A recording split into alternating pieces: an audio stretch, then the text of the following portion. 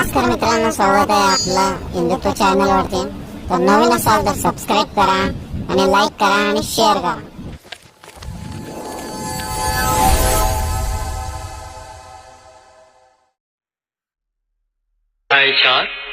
दिव्य ज्ञान. भगवान श्री कृष्ण ने कहा, मैंने इस अमर योग विद्या का उपदेश सूर्य देव विवस्वान को दिया और विवस्वान ने मनुष्यों के पिता मनु को उपदेश दिया और मनु ने इसका उपदेश इक्ष्वाकु को दिया. आज मेरे द्वारा वही यह प्राचीन योग यानी परमेश्वर के साथ अपने संबंध का विज्ञान तुमसे कहा जा रहा है, क्योंकि तुम मेरे भक्त तथा मित्र हो. अतः तुम इस विज्ञान के दिव्य रहस्य को समझ सकते हो. इस प्रकार यह परम विज्ञान गुरु परंपरा द्वारा प्राप्त किया गया और राज ऋषियों ने इसी विधि से इसे समझा, किंतु कालक्रम में यह परंपरा छिन्न हो गई. अतः यह विज्ञान यथारूप में लुप्त हो गया लगता है. अर्जुन ने कहा, सूर्यदेव विवस्वान आपसे पहले हो चुके हैं, तो फिर मैं कैसे समझूं कि प्रारंभ में भी आपने उन्हें इस विद्या का उपदेश दिया था. श्री भगवान ने कहा, तुम्हारे तथा मेरे अनेकानेक जन्म हो चुके हैं. मुझे तो उन सब का स्मरण है, किंतु हे परम तप, तुम्हें उनका स्मरण नहीं रह सकता है. यद्यपि मैं अजन्मा तथा विनाशी हूँ और यद्यपि मैं समस्त जीवों का स्वामी हूँ, तो भी प्रत्येक युग में मैं अपने आदि दिव्य रूप में प्रकट होता हूँ. हे भरतवंशी, जब भी और जहाँ भी धर्म का पतन होता है और अधर्म की प्रधानता होने लगती है, तब तब मैं अवतार लेता हूँ. भक्तों का उद्धार करने, दुष्टों का विनाश करने तथा धर्म की फिर से स्थापना करने के लिए मैं हर युग में प्रकट होता हूँ. हे अर्जुन, जो मेरे आविर्भाव तथा कर्मों की दिव्य प्रकृति को जानता है, वह इस शरीर को छोड़ने पर इस भौतिक संसार में पुनः जन्म नहीं लेता, अपितु मेरे सनातन धाम को प्राप्त होता है. आसक्ति, भय तथा क्रोध से मुक्त होकर मुझ में पूर्णतया तन्मय होकर और मेरी शरण में आकर बहुत से व्यक्ति भूतकाल में मेरे ज्ञान से पवित्र हो चुके हैं.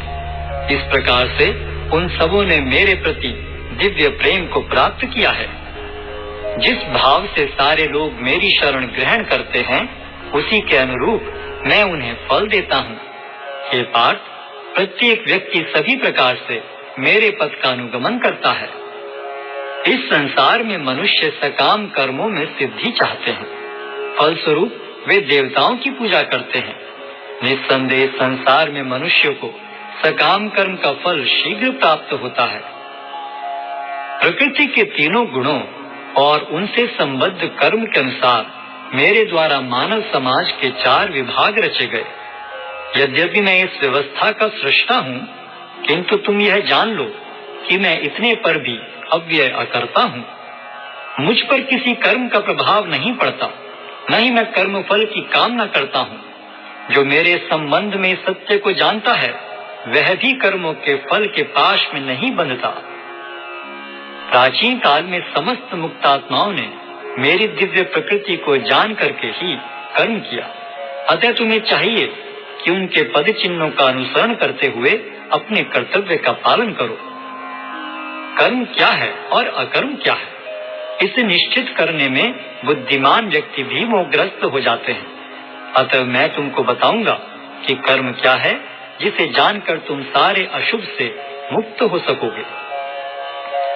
कर्म की बारीकियों को समझना अत्यंत कठिन है. अतः मनुष्य को चाहिए कि वह यह ठीक से जाने कि कर्म क्या है, विकर्म क्या है और अकर्म क्या है. जो मनुष्य कर्म में अकर्म और अकर्म में कर्म देखता है, वह सभी मनुष्यों में बुद्धिमान है और सब प्रकार के कर्म में प्रवृत्त रहकर भी दिव्य स्थिति में रहता है. जिस व्यक्ति का प्रत्येक प्रयास इंद्रिय तृप्ति की कामना से रहित होता है, उसे पूर्ण ज्ञानी समझा जाता है. उसे ही साधु पुरुष ऐसा करता कहते हैं, जिसने पूर्ण ज्ञान की अग्नि से कर्म फलों को भस्मसात कर दिया है. अपने कर्म फलों की सारी आसक्ति को त्याग कर सदैव संतुष्ट तथा स्वतंत्र रहकर वह सभी प्रकार के कार्यों में व्यस्त रहकर भी कोई सकाम कर्म नहीं करता। ऐसा ज्ञानी पुरुष पूर्ण रूप से संयमित मन तथा बुद्धि से कार्य करता है, अपनी संपत्ति के सारे स्वामित्व को त्याग देता है और केवल शरीर निर्वाह के लिए कर्म करता है। इस तरह कार्य करता हुआ वह पाप रूपी फलों से प्रभावित नहीं होता है। जो स्वतः होने वाले लाभ से संतुष्ट रहता है, जो द्वंद्व से मुक्त है और ईर्ष्या नहीं करता, जो सफलता तथा असफलता दोनों में स्थिर रहता है, वह कर्म करता हुआ भी कभी बंधता नहीं। जो पुरुष प्रकृति के गुणों के प्रति अनासक्त है और जो दिव्य ज्ञान में पूर्णतया स्थित है, उसके सारे कर्म ब्रह्म में लीन हो जाते हैं। जो व्यक्ति कृष्ण भावनामृत में पूर्णतया लीन रहता है, उसे अपने आध्यात्मिक कर्मों के योगदान के कारण अवश्य ही भगवत धाम की प्राप्ति होती है, क्योंकि उसमें हवन आध्यात्मिक होता है और हवि भी आध्यात्मिक होती है। कुछ योगी विभिन्न प्रकार के यज्ञों द्वारा देवताओं की भली भांति पूजा करते हैं और कुछ परब्रह्म रूपी अग्नि में आहुति डालते हैं। इनमें से कुछ विशुद्ध ब्रह्मचारी श्रवण आदि क्रियाओं तथा इंद्रियों को मन के नियंत्रण रूपी अग्नि में स्वाहा कर देते हैं, तो दूसरे लोग इंद्रिय विषयों को इंद्रियों की अग्नि में स्वाहा कर देते हैं। दूसरे जो मन तथा इंद्रियों को वश में करके आत्म साक्षात्कार करना चाहते हैं, संपूर्ण इंद्रियों तथा प्राण वायु के कार्यों को संयमित मन रूपी अग्नि में आहुति कर देते हैं। कठोर व्रत अंगीकार करके कुछ लोग अपनी संपत्ति का त्याग करके, कुछ कठिन तपस्या द्वारा, कुछ अष्टांग योग पद्धति के अभ्यास द्वारा अथवा दिव्य ज्ञान में उन्नति करने के लिए वेदों के अध्ययन द्वारा प्रबुद्ध बनते हैं। अन्य लोग भी हैं जो समाधि में रहने के लिए श्वास को रोके रहते हैं। वे अपान में प्राण को और प्राण में अपान को रोकने का अभ्यास करते हैं और अंत में प्राण अपान को रोककर समाधि में रहते हैं। अन्य योगी कम भोजन करके प्राण की प्राण में ही आहुति देते हैं। ये सभी यज्ञ करने वाले यज्ञों का अर्थ जानने के कारण पाप कर्मों से मुक्त हो जाते हैं और यज्ञों के फल रूपी अमृत को चखकर परम दिव्य आकाश की ओर बढ़ते जाते हैं।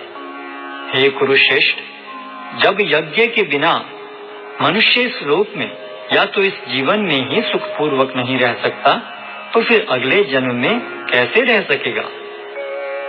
ये विभिन्न प्रकार के यज्ञ वेद सम्मत हैं और ये सभी विभिन्न प्रकार के कर्मों से उत्पन्न हैं। इन्हें इस रूप में जानने पर तुम मुक्त हो जाओगे। हे परंतप, द्रव्य यज्ञ से ज्ञान यज्ञ श्रेष्ठ है।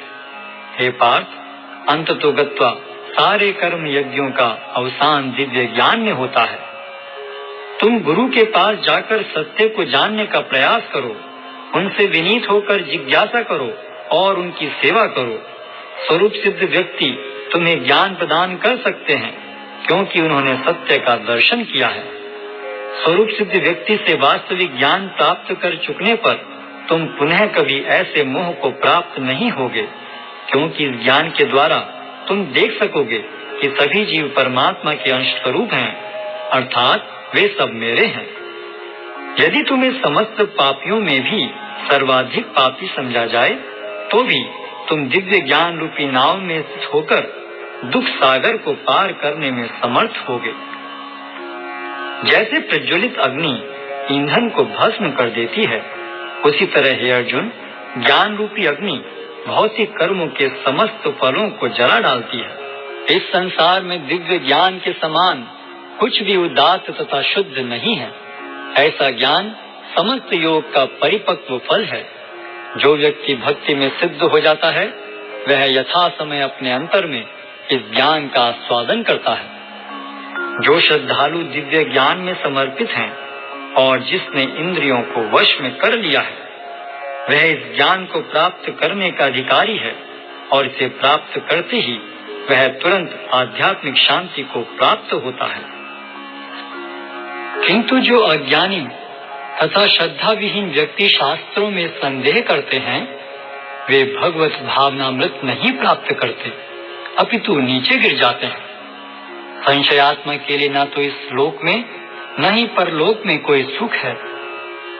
जो व्यक्ति अपने कर्म फलों का परित्याग करते हुए भक्ति करता है और जिसके संशय दिव्य ज्ञान द्वारा विनष्ट हो चुके हैं, वही वास्तव में आत्मपरायण है।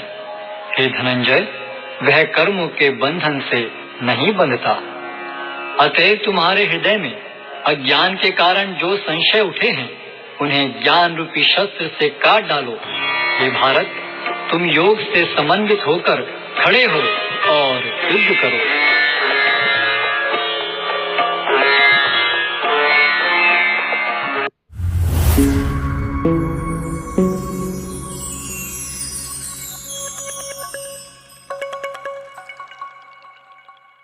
नमस्कार मित्रांनो, स्वागत आहे आपलं हिंदुत्व चॅनल वरती.